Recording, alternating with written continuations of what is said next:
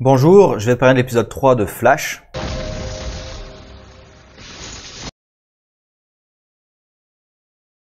Alors pour moi, c'est un épisode surtout qui sert à setup des choses pour la suite.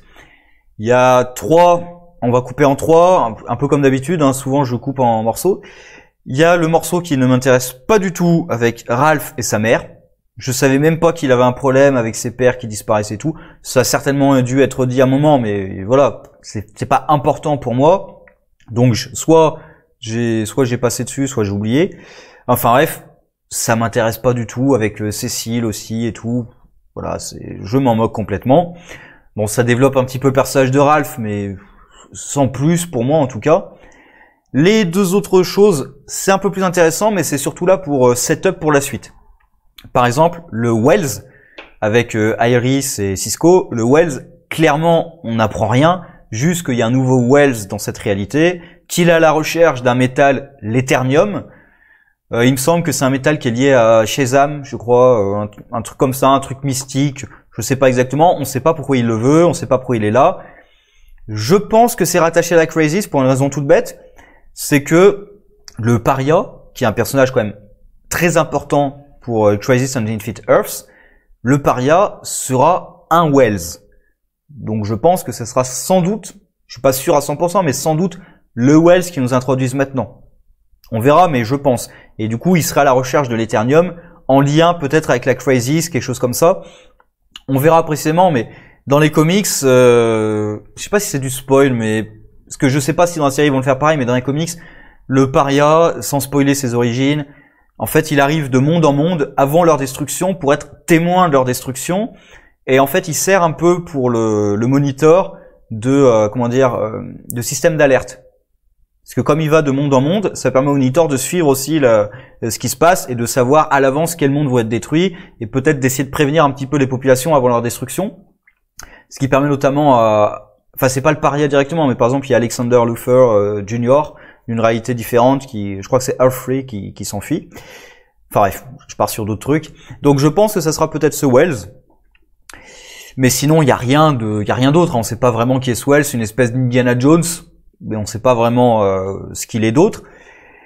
Et sinon, moi, ce qui m'a le plus intéressé, mais là aussi c'est pour setup les personnages, mais c'est plutôt sympa, c'est le Bloodwork avec Flash. Enfin, avec Barry plutôt.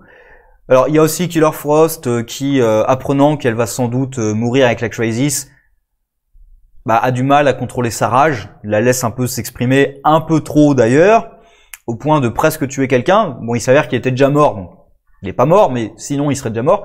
D'ailleurs, j'ai bien aimé que Flash réponde. De l'autre, mais c'est bon, il est pas mort. Oui, mais tu pouvais pas le savoir quand tu l'as balancé par la fenêtre. Parce que souvent, ça c'est un des trucs de oui, je l'ai pas tué. Oui, mais tu pouvais pas savoir en fait que ça le tuerait pas. Dans beaucoup de séries, parfois, il y a ce genre de truc. Là, j'aime bien qu'ils la reprennent quand même. Et j'ai bien aimé le parallèle qu'ils font entre la symétrie qu'ils font entre les deux, parce qu'ils sont opposés en fait, avec le médecin qui sait qu'il va mourir, puisqu'il a vu sa mère mourir, avec le sourire en plus, comme il dit. Lui sait qu'il va mourir, dans quelles conditions il va mourir, et il est prêt à tout pour survivre. Tandis qu'il y a Barry qui sait qu'il va mourir, qui est sûr qu'il va mourir. Et lui, il cherche pas en fait à survivre.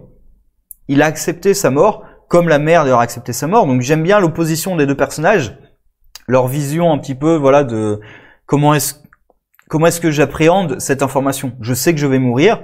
Comment j'appréhende la chose? Est-ce que je me bats, même quitte à blesser les autres, quitte à aller contre l'éthique, contre la morale et tout?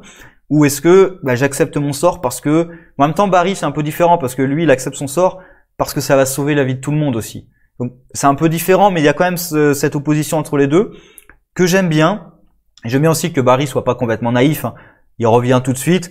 En même temps, l'autre aurait dû prévoir que c'était un peu trop facile quand même de piquer le truc sous ses yeux et qu'il allait s'en rendre compte de toute manière à un moment ou à un autre. Enfin bref, j'aime bien quand même la discussion entre les deux, l'opposition des deux personnages. Mais sinon, l'épisode, il est quand même là plus pour setup la suite.